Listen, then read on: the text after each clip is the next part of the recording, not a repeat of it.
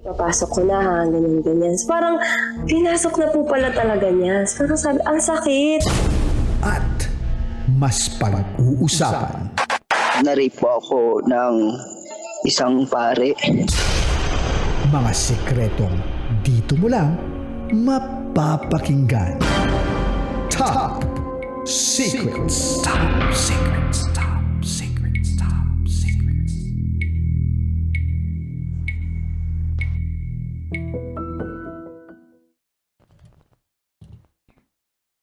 Hi Kabisyo, it's me DJ Rakitera and welcome to the program Top Secrets. Ito po ang programang hindi ka huhusgahan bagkos ikaw ay pakikinggan. Ang programa sa radyo na nagpo-promote ng we listen and we don't judge culture. Sa ngalan ni Titan Jello, meron na po tayong Top Secret sharer sa kabilang linya. I-welcome na natin siya. Magandang gabi. Hello, good evening. Hello, good evening po. Ano pong pwede naming itawag sa'yo?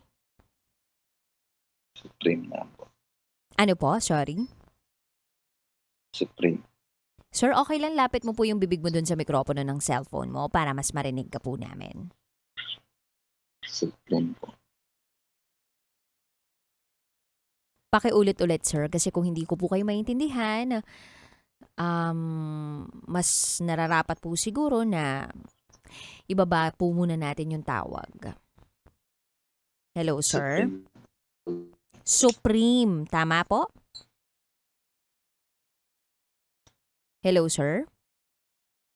Hello po. Supreme po. Na po yung tawagan. Apo. Okay, Supreme. Sir, medyo malayo lang po yung bibig nyo dun sa mikropono kasi kanina po, sir, hindi po ganun kalayo yung mikropono nyo dun sa bibig ninyo. So, naririnig ko po kayo ng malinaw. Ngayon po, medyo napapalayo po tayo dun sa mikropono. Okay lang po, ilapit po natin. Okay, Supreme, ilang taon na po kayo? 32 po. 32.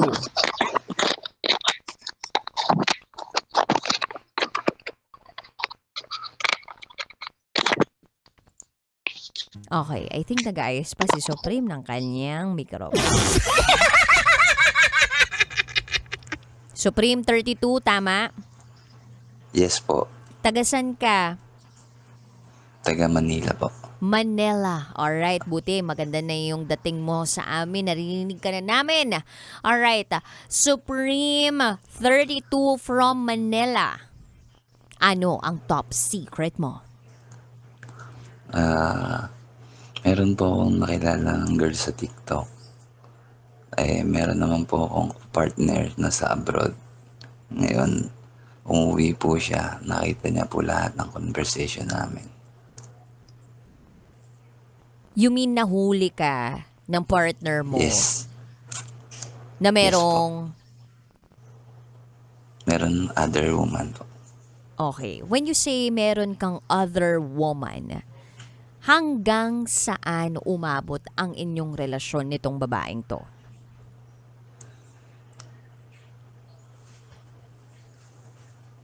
Actually po, magto 2 months na po kami. Hanggang ngayon hindi pa rin po kami tumitigil. Magto 2 months na kayo hanggang ngayon hindi pa kayo tumitigil. So, ano Apo. bang nagustuhan mo dito sa other woman mo na ito? Mabait po siya eh. Mabait. Mabibigay niya lang po yung lahat ng gusto ko. Mhm. Yung hilig ko, ayun po. Kaya nagustuhan ko po siya. Gano'n na kayo katagal ng partner mo? 12 years po. 12 years. May anak ba kayo ng partner mo? Meron po. 2. 2. Kasal ba kayo? Hindi pa po. Hindi pa. May plano ka magpakasal dito sa partner mo? Wala po. Wala. Alright. So, gusto mo lang talaga na magkaroon ng anak sa kanya. Ganun ba yon? O hindi mo akalaing magkakaanak kayong dalawa? So, talagang inanakan ko po siya. Mhm. Sa kadahilan ng Mahal ko po siya nung una. mahal mo Tapos siya. Yes. Okay, mahal mo Tapos siya nung una. Opo. So, bakit Opo. nawala yung pagmamahal na yon? Kasi po, parang patagal po, nawawala na po yung love. Parang nanlalamig na po kami sa isa't isa. Anong turning point nun, Supreme? Simula po nung nag-ibang bansa po siya. Kailan lang ba siya ng ibang bansa? 5 years na po eh. 5 years ago. Yes po. Dalawa na yung anak niyo nun. Opo. So, nung nangibang bansa siya, was it your decision also? Pumayag ka ba na mga ibang bansa siya? Ano po namin, pinag-usapan po namin yun. Pinlano niyo yun? Opo. Pumayag ka. Yes po. Para saan ba yung pangingibang bansa niya? Para sa amin po eh. Para sa inyo. Yes po. Nag-work ka rin ba? Yes po. So, yung work mo at yung work niya na nandito sa Pilipinas, hindi masyadong sapat para sa pamilya niyo. Yes, hindi po talaga sapat. Kaya nag-decide kayo na siya na lang mag-abroad para mas lumaki yung kita ninyo. Opo. So, down the line, dun sa 5 years na yon, ano yung mga naramdaman mo nun nung hindi mo siya nakakasama? Fall out of love po. Paano mo nasabing na fall out of love ka? Was it because of the distance o dahil sa hindi na siya nakakapagbigay ng atensyon at oras sa iyo? Ganun na rin po. Ang dami po eh. Maghalo-halo na po eh. Parang yung pagiging partner niya po na nawala po lahat-lahat. Parang nag-ibang tao siya. Simula nag-ibang bansa siya.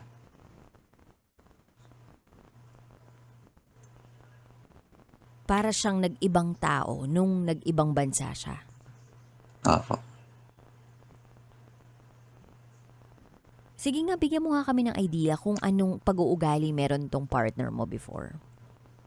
Ano naman siya, maalaga siya sa pamilya, mapagmahal, maka-Diyos. Ayun po. So, nung nag-abroad siya, ano na yung naging katangian niya? Parang naging malamig po siya eh. Palagay mo ba may iba siya? Wala naman po. Napag-usapan niyo ba na nakakaramdam ka ng panlalamig mula sa kanya? Opo, pinag-usapan po namin lahat-lahat. Yung umuwi siya. Tapos ayun na nga po, nakita niya po lahat. Nito lang. Yes, yung March lang po. Anong reaction mo nun? Na-shock. Nag-deny ka ba o umamin ka agad? Wala po, hindi ko bumanday kasi po huli po niya lahat sa chat eh. Umiyak siya. Opo, Humingi ka ng tawad. hindi naman po. Hindi ko naman po kasi Pwede mo bang ulitin ulit yung sinabi mo kanina? Hindi mo naman kasi? pinagsisihan yung ginagawa ko. Hindi ka nagsisisi dun sa Yes. pagloloko mo sa partner mo. Paano mo nasabi yun? Kasi parang mahal ko na yung other woman ko eh. Mahal mo na siya. Gaano kayo kadalas nagkikita? Isang beses ko pa lang siya nakikita pero maalaga siya eh. Isang beses mo palang nakikita pero maalaga siya. Simula kailan nga kayo nagsimulang mag-usap? Simula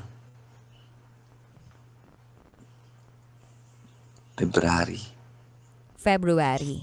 And then, kailan kayo nahuli? yung March po. So, isang buwan pa lang kayo nag-uusap, tapos mahal mo na siya agad. Opo.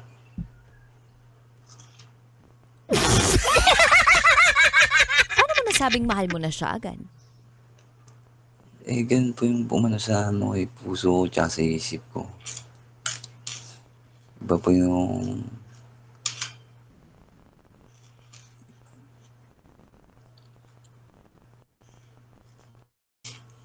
At saka paano mo nasabing maalaga siya sa'yo? Isang beses pa lang kayo nagkita. Kasi alam niya po na mayroon po akong partner, tsaka naiintindihan niya po yung mga sitwasyon ko. Ano bang sitwasyon mo? Nahihirapan ako sa sitwasyon ko dito. Tapos ako lang nag-aalaga sa 2 bata. Tapos siya, naiintindihan niya kahit meron akong partner, okey lang sa kanya. Siya wala rin ba siyang sabit o meron din? Wala po, single po siya, dalaga. Paano mo nasisiguro na tapat siya sa'yo? Kasi po pag inaamin naman po niya lahat ng ginagawa niya, sinasabi niya sa'kin, lagi kami nagvi-video call. Hmm.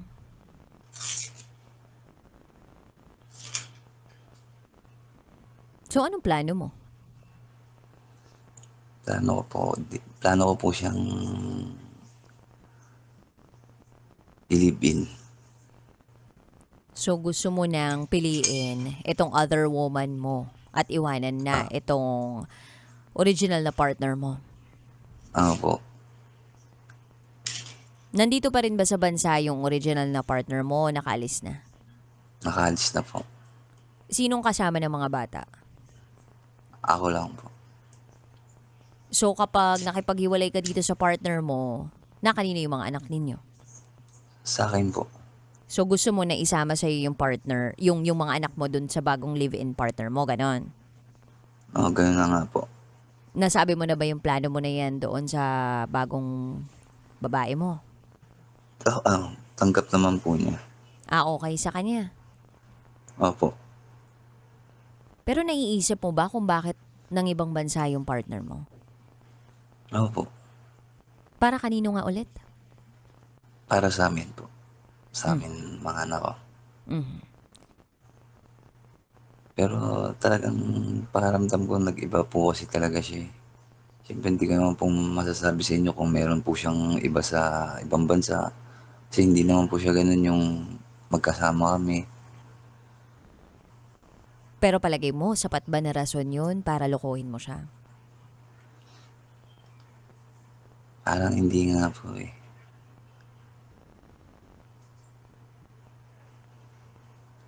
Pero sabi mo kanina, hindi ka naman nagsisisi na... Hindi naman po ako nagsisisi, pero tinanong niyo, sapat ba rason yun?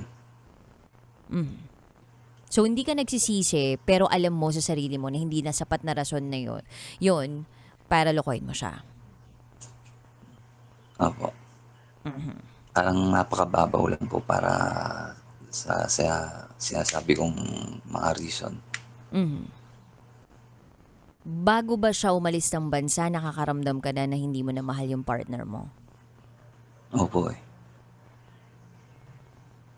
Bakit nanatili ka pa rin? Para sa mga anak ko, sinusubukan ko po, tinatry ko. Inialapan ko po rin po yung relationship namin para sa mga bata. Kasi ang hirap naman po magsinungaling sa sarili. Yeah, totoo naman na mahirap magsinungaling sa sarili mo, pero susubukan mo para sa mga anak ninyo. Never nyo ba Pinilit ko po, napag-usapan? pero Never nyo ba napag-usapan yung kasal? usually po talaga, ano po siya, engaged po siya sa akin. Ano? Nag-propose na po ako sa kanya. Kailan, Engaged na po. kailan tong proposal na to? Bago po siya umalis. Oh. So bago siya umalis, pinangakuan mo siya ng kasal. Opo. Tapos nagbago lahat ng yon. Nagbago po talaga, eh. Kailan mo balak sabihin na maghiwalay na kayo nitong partner mo? Siguro po pagtapos itong tawag na to. Gusto mo kausapin natin ngayon? Huwag po. Tayo. Baka nagpapahinga na yun. So, meaning, nandun pa rin yung pag-care mo sa kanya. Opo. Gano'n ka nakakasiguro na tunay na pagmamahal yung nararamdaman mo dito sa bagong babae? Parang sa kanya po umiikot yung mundo ko ngayon. Hindi ba't ganun din yung naramdaman mo nung una kayo naging magkarelasyon, itong original na partner mo? Ganun nga po. Hindi mo ba naisip na posible maging cycle lang din yun, na sa una lang masaya, tapos sa bandang gitna, magulo na, tapos sa susunod ulit, hahanap ka na naman ng ibang babae? Hindi, sa tingin ko po, ito na po yung babaeng pakakasalan ko eh. Yan na yung babaeng pakakasalan mo. Yes po. Tumayo ba, sumaludo? I mean, sumaludo ka Oo. kasi nabilib ka sa kanya, ganon? Nabilib Oo. kakabilib ganon? Opo. Ang galing po kasi. Magaling saan? Magaling po mag-alaga. Mag-alaga.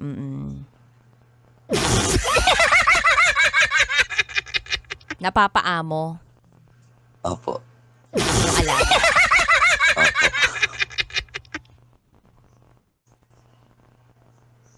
Isang beses pa lang kayo nagkita. Kailan kayo ulit magkikita? Sa June 6 po ata. Bakit may ata? Kasi umuwi po siya ng probinsya nila eh. Paano kung hindi mag-work yung relasyon ninyo? Babalikan mo ba itong original partner mo? Hindi po. Anong gagawin mo? Alagaan ko na lang po yung dalawang anak ko kung di mag-work po sa amin dalawa. Palagay mo papayag yung partner mo na sa'yo yung mga bata? Opo, no choice naman po kasi siya. Nasa ibang bansa po siya eh. Hindi niya ba dadalhin yan sa mga magulang niya? Siguro hindi po. Siguro hindi po. Gano'n na ba katatanda yung mga anak ninyo? Isang magte-12 po, isang 10. 12 or 10. Palagay mo yung 12 years old na yun at 10 years old na yun, hindi hahanapin yung nanay nila? Parang di po kasi nila pag kinatawagan po sila ng mama nila, parang di po sila masyadong close. Pero hindi mo ba naiisip na ikaw yung magtutulay sa kanilang dalawa? Sa kanilang tatlo? Kasi ikaw yung nandito, ikaw yung magpapaintindi sa kanila. Ako nga po, pero lagi kong pinapaintindi sa dalawang anak ko na mahalin niyo yung mama niyo, kausapin niyo.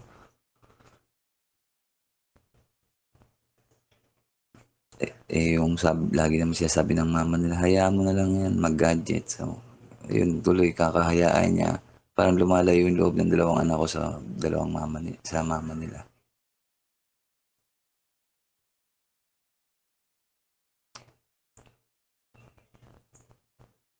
So dahil doon, titigil na kayo sa pagpapaintindi sa kanila? Ako, habang lumalaki po sila, hindi po ako magsasawang paintindi sa dalawang anak ko na kung ano yung nangyayari sa amin. Palagay mo ba yun na yung best way para ma-resolve itong mga issues mo at issues mo sa partner mo? Tingin ko po hindi. Tingin ko mali po yung ginagawa ko eh. Kasi sabi rin sa akin ng kapatid ko, panandaliang saya lang to yung ginagawa ko.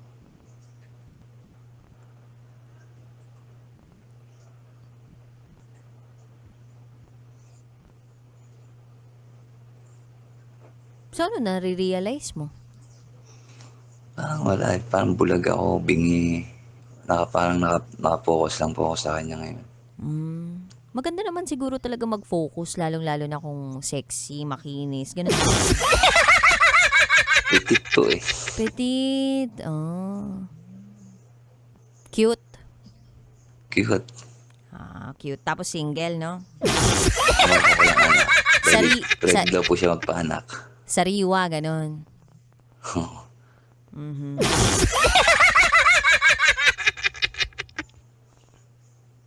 Hindi ka ba natatakot sa karma? Natatakot po siyempre, pero nagdadasal naman po ako araw-araw. Pero palagay mo, itong ginagawa mo ngayon, nakaka-proud ba? Hindi po. At masasabi mo ba sa mga anak mo na balang araw maintindihan nyo rin ako sa ginawa ko? Ganun ba?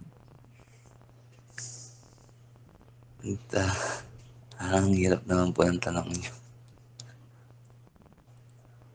Eh yun yung dapat mong paghandaan. Pag gagawin mo na talaga na makipag-iwalay ka dito sa partner mo. Malamang magtatanong yung mga anak mo, bakit kayo maghihiwalay? Bakit? Alam nga naman sabihin mo lang na parang, oh, bago na yung nanay nyo, ha? Never mapapalitan yung biological mother nila. Never mapapalitan yung nanay sa buhay ng mga anak. Never mapapalitan ng mga magulang. At hindi mo pwedeng agad-agad sabihin dun sa mga bata na, o, lilipat na tayo, ha? Iba yung mga kasama ninyo.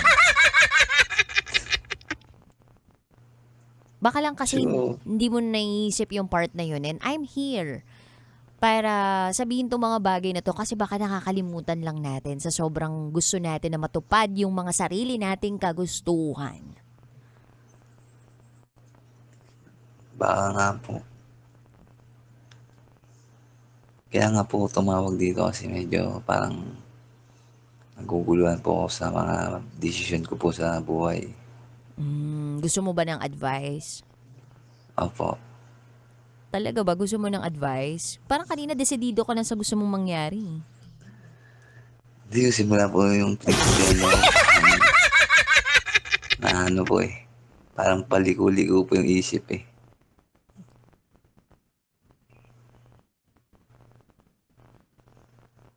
Baka lang kasi hindi mo nakikita yung mga parting yun. Hindi ko alam Kumbaga ako naman parang kaibigan mo lang dito na sinasabi lang sa'yo yung mga bagay-bagay na to. Baka naman, sabihin mo sa akin kasi sabi ni DJ Rocky, ito yung gawin ko. Tinatanong kita para malaman mo din yung sagot sa puso mo, dun sa kaibuturan ng puso mo. Kasi kung may mga bagay na hindi ka pa handang gawin, kasi na-realize mo ngayon, hindi ko na pag-isipan to. That means, kailangan mo wag magmadali at mag-isip-isip sa buhay. Kaya nga po eh. Pwede ko nga po sila mahalin parehas eh. Ay wow, gusto mo pa dalawa sila. Alam mo, siguro kaya maraming mga single kasi yung sa'yo, dala-dalawa yung gusto mo. Charot to darot. Oh, dun sa mga kabisyo natin out there, na dala-dalawa, tatlo-tatlo yung ginajowa, mamigay naman kayo para mabigyan po lahat.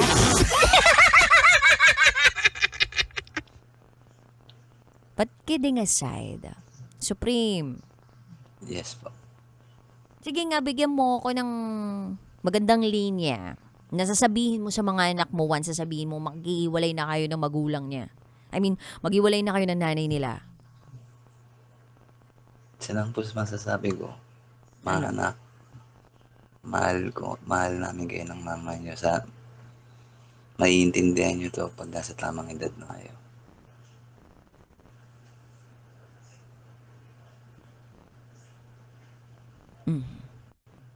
Palagay mo anong maging reaction nila.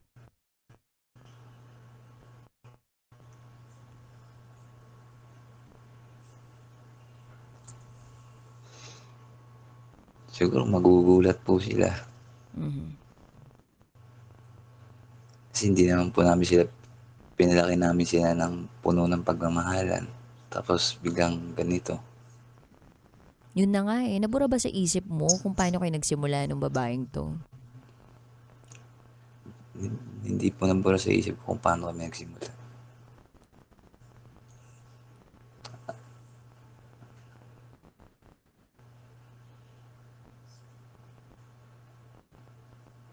Kasi dati po akong bad boy, pinagbago niya po ako eh.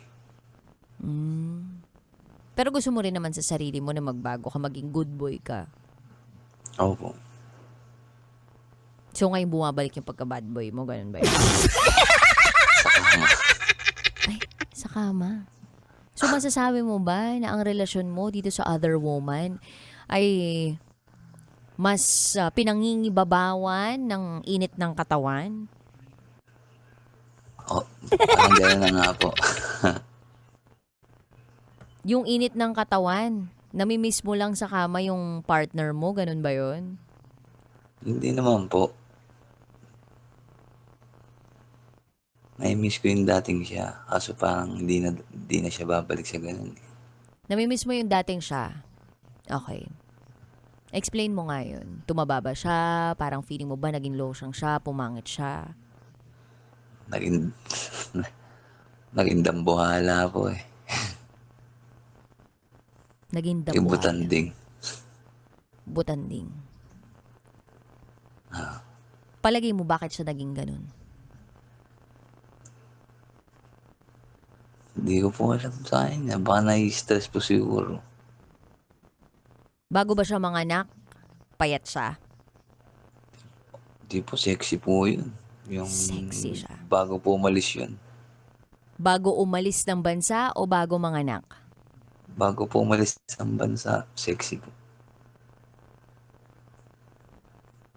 So dahil sa physical appearance ng partner mo, kaya mo siya niloloko? Kasabay-sabay na po. Hindi ko na po siya minahal. Hindi ko na po siya mahal. Tumaba na po siya. I think it's best talaga na hiwalayin mo na tong partner mo. Hindi ka deserve nun. Hindi mo yung deserve. Hindi mo deserve siya, hindi ka deserve nun. Kasi ikaw, tumitingin ka lang sa panlabas na anyo at dun sa init ng nararamdaman mo tsaka sa personal na hangarin mo sa buhay. Hindi mo iniisip yung pamilya mo, hindi mo iniisip yung sarili mo, hindi mo iniisip yung mga anak ninyo, hindi mo iniisip yung sakripisyong ginagawa niya sa ibang bansa, kung paano siya kumayod doon, kung bakit siya tumaba, stress eating, dahil sa paglayo niya sa inyo ng kaanak niya. Pag nilalagnat siya doon, mag-isa niya lang ginagamot yung sarili niya. Eh ikaw, kasama mo mga anak mo at nagpapakasasa doon sa piling ng kabit mo, kausap siya. May pwede kang matakbuhan na kaibigan na nandito ka sa Pilipinas pero siya, wala. Nandun lang. Kaya ang ibang tao, OFW, nananaba sa ibang bansa kasi nag-stress eating, na-stress siya pero pinadadama niya ba sa'yo na stress siya? Opo, lagi niya po inaaway. Lagi kanyang inaaway. May ginagawa ka ba para kahit papaano mabawasan yung stress niya na nasa abroad siya? Nagtatrabaho naman po ako. Nagtatrabaho ka pero sinabi mo ba sa kanya na nandito lang ako para sa inyo?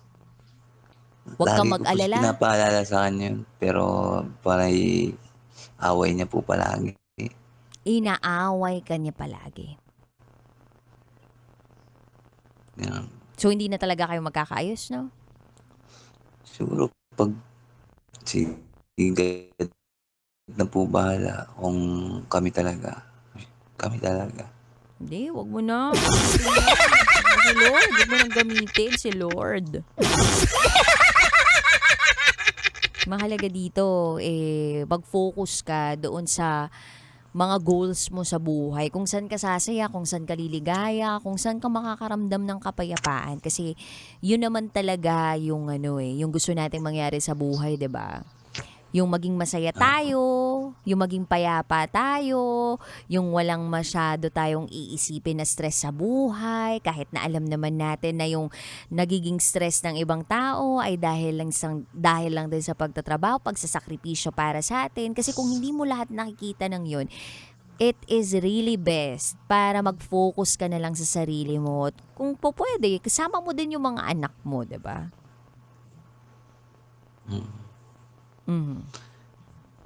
In God's plan na lang po siguro. God's plan. Palagay mo plano ba ni Lord to sa'yo na magkatagpo ka ng ibang babae bukod sa kinakasama mo? Kung ano po yung plano niya ilayo na basta ayun na lang po. Kung yung Ilayo ka niya dun sa current partner mo. May nagawa ba yung current partner mo para maging ganyan ka? Like, may masama ba siyang ginawa sa'yo para maging ganyan ka para sa kanya? talagang magsasabi na po ako ng totoo. May naano ko po kasi siya talaga. Nahuli ko po. Nahuli mo na? Na ano? Na nagkaroon siya ng sa ibang bansa. Third party. Yes po. Paano mo siya nahuli? nakakita ko po sa mga pictures kasama niya tapos parang yung umuwi siya, kausap niya. Tapos may nag-chat po sa akin yung partner nung lalaki. Kaya parang nawala po lahat. Kailan to? Yung nag-chat po kasi sa akin yung babae, May pruweba 3 ba? years na daw. 3 years na po kasi yung asawa po nag-chat sa akin eh. May pruweba? Meron po eh. Mga picture, video, ganon? Opo. Meron. So, yung ginawa mo na pagkakaroon ng other woman na nakilala mo sa TikTok, ganti mo lang yun. Opo. Sarap ba sa pakiramdam na makaganti? Hindi po eh. Hindi. Hindi. Tama ba yun? Mali po ang gumante. Alam ko po yun. Nagsorry ba yung partner mo sa'yo nung nahuli mo siya? Hindi po. Wala po siyang pagsisisi. Palagay mo sila pa rin hanggang ngayon? Tingin ko po. Opo. May plano ba siya mag for good dito sa Pilipinas? Sabi niya, matagal pa po yun, sabi niya. Matagal pa kasi hindi pa natatapos sa pag-aaral yung mga anak ninyo. Opo. Ano bang trabaho mo, Supreme? Grab po. Mm. Grab driver. Okay ba yung kitaan natin ngayon? Medyo mahina. Kasi po, mataas po ang gasolina. Okay. Supreme, marami akong kilala mga Grab driver na mabubuting tao. Mababait. Opo. Pero naniniwala ako na sa tao naman kung manluloko siya o hindi. Kung gaganti siya o hindi. At kung isa siyang karespe-respetong lalaki. Hindi naman sagot ang pagganti para maging quits kayo eh. Eh di sana kung natatagpuan mo na yung sarili mo sa ganun, hindi mo na mahal, hindi mo na sana niloko.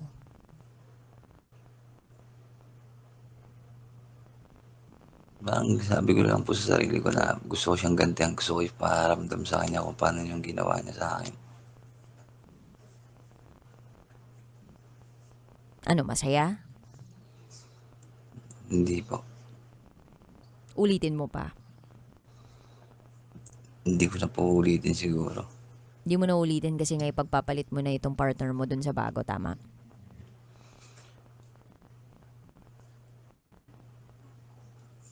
Opo, gano'n na nga po.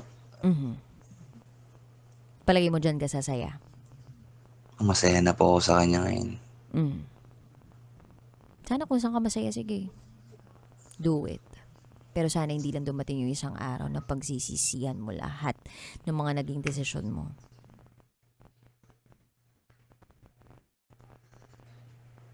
Tingin ko naman po, hindi naman po pagsisisihan yung ginawa ko ngayon. Sana Supreme, sana lang. Anyway, may gusto ko pa bang sabihin, Supreme? Yun lang po yung masishare ko ngayon. Tatawag po ulit ako sa inyo kung ano po ulit yung balita. Sige. An- Bukas yung himpilan namin dito sa Love Radio para makatawag ka ulit sa programa namin. Pero sana, sana talaga matagpuan mo yung kapayapaan, kasiyahan ng buhay na ito. At sana huwag kang Salamat po. umakto na para kang binata. Well, in fact, may anak ka na. May mga anak ka na. Okay?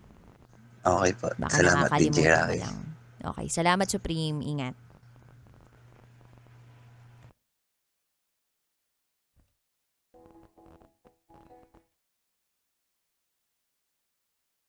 Sakit ang likod ko. Parang kailangan ko na masahe. Di ba gano'n naman talaga sa umpisa? Masaya lang. Tapos bandang gitna, diyan nagugulo. Tapos parang minsan may isip mo yung partner mo, parang di mo na mahal.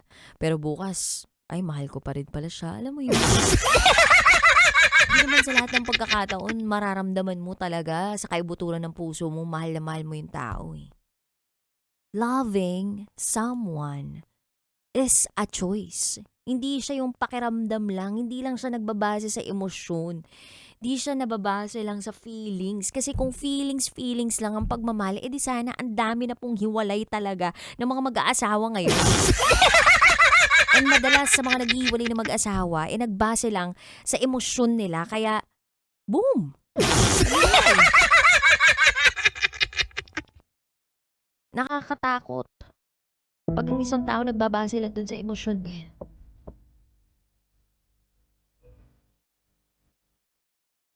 Di naman kasi puro kilig lang eh. Pagdating sa isang relasyon. Lalo-lalo na kapag magkaanak kayo. Ay, andyan yung magpapalit yung babae ng diaper, tapos yung lalaki, walang gagawin. Yung kung pwede mo lang siyang sipain. Dahil alam mo kung gagawin, sipain ko siya. May inis ka, may init pa ka sa kanya dahil di niya naiintindihan yung mga ginagawa mong sakripisyo. Yung mga lalaki din, may inis din sa babae kasi ang gulo-gulo ng bahay. Bakit ganito, bakit ganyan? Pero hindi nila naiintindihan na mag-isa lang siya na nag-aayos ng bahay. Tapos may mga anak pa.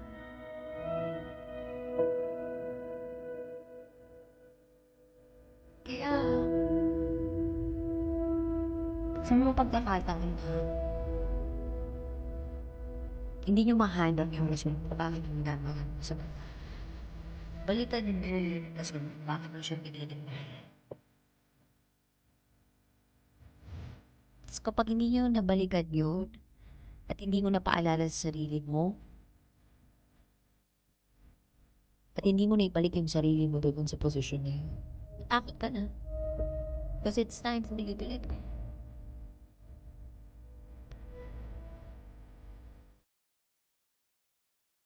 Kasi hindi nila. Bakit? May mga bagay na sinasa communication mo. O, hindi nakikita ng mga lalaki. Sa communication mo, ang tawag ay sinasa. Iba ba yung tiis na tiis? Sa kaya na lalaki, kaya lang. Pero di ba? At ang ibang bansa, para sa pamilya, parang may extra pera. Kasi isip na pinaglindan ko sa... Ba't sinabihan ka ba na lalaki ka, ikaw dapat magtrabaho? Siya na mismo yung gumawa ng paraan para makatulong dun sa pamilya. Kasi ang iniisip na lang niya, hindi naman yung ego mo eh. Iniisip niya yung pamilya ninyo kung paano kayo makakasumbay. Hinawakan niya pa nga ng todo yung ego mo para hindi mabasag eh. Kalaban kasi yun ng mga lalaki, yung ego nila. Kailangan naiinusin sila ng mga babae. Ayun na, diba? Nandiyan na yung pag-self-pity, nandiyan na yung parang, gagawa nga ako ng ibang mga gawain para makadagdag sa aking ego.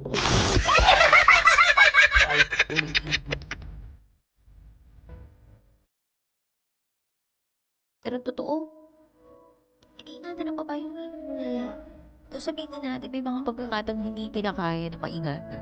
May mga nasasabing hindi magandang bagay. Pero tatandaan na palagi kung bakit mo ginagawa. Yung mga pagsasakripisyo niya.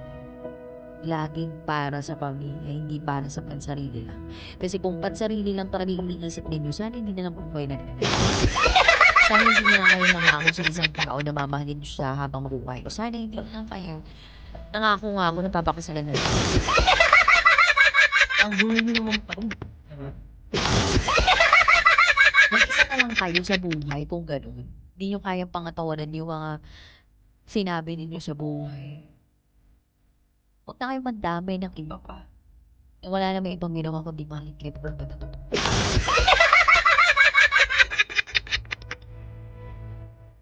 Anyway, at the end of the day, mistakes, at the same time, pwede ba naman tayo mag-small pagkakamali natin by choosing what is right. And again, pagkakala sa information ng pagmamahal ay hindi nababase sa emosyon. Pagmamahal ay isang desisyon. Araw-araw na sinusunod mo, bibigyan mo siya. Kahit hindi siya. Kahit ngayong araw na siya. At yun ang tunay na pagmamahal. And sa mga kabisyo po natin out there na gusto mag-share, bukas na lang po ulit or mamaya na po ulit. Alas 9 ng gabi hanggang hating gabi sa ngalan ni Titan Jello, kasama mo ang Basa Princess DJ Raktel. At kayo nakatutok sa 90.7 World Love Radio. Kailangan pa bang i-memorize? This. So,